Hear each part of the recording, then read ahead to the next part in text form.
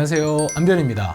경찰 조사 단계에서 흔히 하는 오해들이 있습니다. 제가 채널을 운영하면서 경찰 조사가 무엇이고 또 경찰 조사를 어떻게 대비를 해야 하는지 여러 영상들을 올려서 설명을 드렸었는데요. 오늘은 그중 매번 질문을 하시는 부분, 그리고 많이들 오해하고 있는 부분에 대해서 집중적으로 설명을 하는 시간을 갖도록 하겠습니다. 먼저 오해하고 있는 사실이라고 말씀을 드렸는데 그 의미는 조금 이따 설명을 드리고, 흔히들 경찰 조사에서 이런 오해들을 하다 보니까 조사를 받으면서 불필요하게 대립각을 세우거나 너무 과민하게 반응을 해서 자칫 조사관으로 하여금 오해를 불러일으킬 수 있는 행동, 이것들을 많이 하시거든요. 조심하셔야 합니다. 최대한 그 의미를 이해하고 자제하셔야 경찰 조사를 받는데 오해도 받지 않고 또 나의 권리를 정당하게 행사를 하실 수 있습니다. 오늘부터 설명을 몇 차례 드릴 텐데요.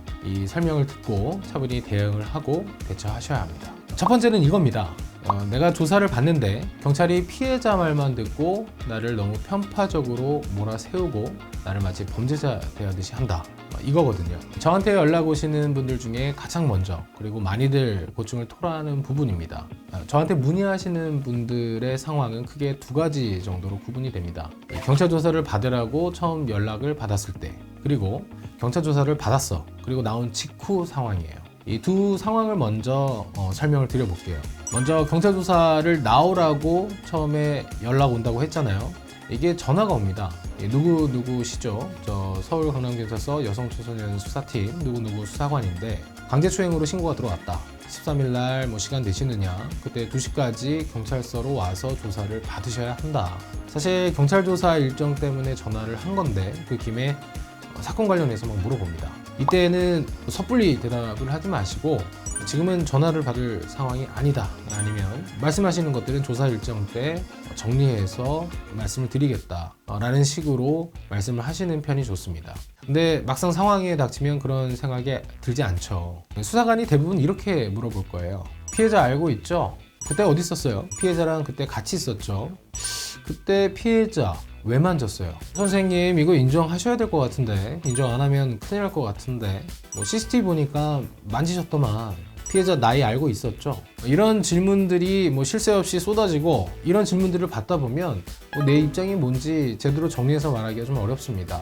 특히 또 여기서 왜 만졌어요? 이렇게 물어보면 이거 대답을 해야 되나? 이런 질문들은 그냥 만졌다는 것을 전제하고 그 이유를 물어보는 것인데, 아니라고 얘기한다고 해서 그 말을 바로 들어주는 것도 아니에요. 그리고 여기에 대한 후속적인 질문들이 있다 보니까 당황이 됩니다. 다음으로 조사를 받고 나온 상황이에요. 이때는 이거 너무 피해자의 말을 듣고 편파적으로 수사하는 거 아니냐, 이런 오해가 더 큽니다. 피해자는 어떠한 상황에서 뭐뭐라 주장을 하는데 이 피해자 말이 맞나요? 실제 그러했습니까? 단순히 이런 질문만 하면 이거에 대한 답변을 하면 되는데, 이러한 답변을 듣고 조사관은 피해자의 말이 더 맞는 것 같다, 내지는 우리 선생님이 말씀하시는 게 상황이 맞지 않는다, 피해자가 선생님에 대해서 거짓말을 할 이유가 있느냐, 오히려 그 상황을 보면 우리 선생님이 거짓말을 하는 것처럼 보입니다. 조사를 받는데 이 조사관으로부터 질문을 받고 조사에서 이런 반응들이 나오면 이 머리가 하얘집니다. 이러한 질문이 유도신문의 일환이기도 하겠지만, 또 이러한 질문들이 실제로 피해자 주장에 대한 선생님의 입장이나 의견을 물어보는 부분이기도 합니다. 그래서 내가 그 당시 상황의 당사자라고 한다면 경찰 조사를 받는 자신 입장에서는 이거 너무 피해자 말만 듣고 너무 몰아세우는 거 아니야?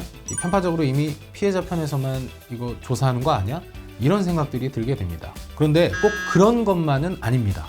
경찰 조사는 크게 세 가지 정도인데요. 사건 경위에 관한 피의자에게 주장이 무엇인지, 이 부분 먼저 다 들어봅니다. 시간, 장소, 행위 순으로 설명을 들어보는 것이고요.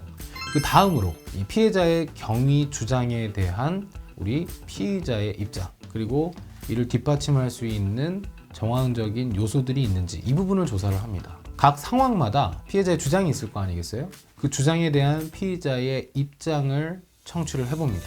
마지막으로 객관적인 증거 혹은 조사관이 조사를 하면서 드는 의문점에 대한 조사가 이루어집니다. 쉽게 말해서 CCTV가 있거나 카드 사용 내역이나 우리 선생님의 동선 등이 있잖아요. 그러면 피해자의 진술과 조사 과정 전반에서 나온 우리 피의자 입장에서의 주장들을 비교하거나 검토를 하게 되죠. 이러한 과정에서 의문점이 나는 것들을 집중적으로 조사를 하게 됩니다. 조사를 받게 되면 그 대부분이 앞서 말씀드린 피해자의 주장에 대한 우리 선생님의 입장이나 객관적인 증거, 그리고 이에 대한 조사관이 드는 의문점에 대한 요소가 주를 이루거든요. 피해자가 이러한데 너 어떠냐? 본 수사관이 보기에는 이러한 생각이 드는데 당신은 어떤 생각을 하고 있으십니까? 여기에서 보면 거짓말하는 것 같다. 이러한 조사관의 태도와 입장을 듣게 되면 앞서 말씀드린 그런 오해가 생기는 거죠. 그런데 꼭 그렇게만 생각하실 것은 아닙니다. 이 조사관 입장에서도 조사관이 들은 피해자의 입장을 그대로 물어보면서 조사를 하는 것이거든요. 또 이 반대에서는 우리 선생님에 대한 조사를 하는 것처럼 선생님에게 물어본 쟁점들과 사안들을 피해자에게도 똑같이 이상한 점을 집중적으로 조사합니다. 그럴 때에는 당연히 조사관은 우리 선생님께 하셨던 똑같은 어조와 태도로 조사를 하게 됩니다. 사실관계는 경험한 사람이 아니면 모르거든요. 그러다 보니까 물어보는 거죠. 그리고 이에 대한 답변이 이상하다 싶으면 재차 물어보고 또 조사관의 자신의 의견을 말할 수도 있고 물어볼 수도 있습니다. 그런데 이 내가 처한 상황이 피의자, 즉 혐의선상에 오른 용의자다 보니까 그 압박감이랑 동시에 내가 너무 편파적으로 조사를 받는 것은 아닌가, 그런 생각이 들게 됩니다. 그때 정신을 똑바로 차리셔야 돼요. 절대 경찰관은 누구 편에서 편파적으로 수사하는 것은 아닙니다. 물론 더러 그런 분들이 있으실 수도 있어요. 이건 조사관으로서 이 사건을 공정히 수사해야 되는 입장과 더불어서 자신의 생각이 개입될 수도 있지 않겠습니까? 사람이다 보니까요. 그럴 때에는 적극적으로 이의 제기를 하고 또 이에 대한 도움을 받으시는 게 좋습니다. 이 첫 번째 오해 사안에 대해서는 여기까지 말씀을 드리도록 하겠습니다. 이 부분에 대해서 궁금한 게 있으실 경우 카카오톡 친구 추가 PLAT 1414를 추가하시고 문의를 주시면 자세하게 말씀을 드리겠습니다. 다음 시간에는 수사관의 기피나 재척 신청을 해서 좀 더 수사를 유리하게 받을 수 있는 것 아니냐라는 질문에 대해서 설명을 드리고 말씀을 드리도록 하겠습니다. 오늘은 여기까지 하겠습니다. 감사합니다.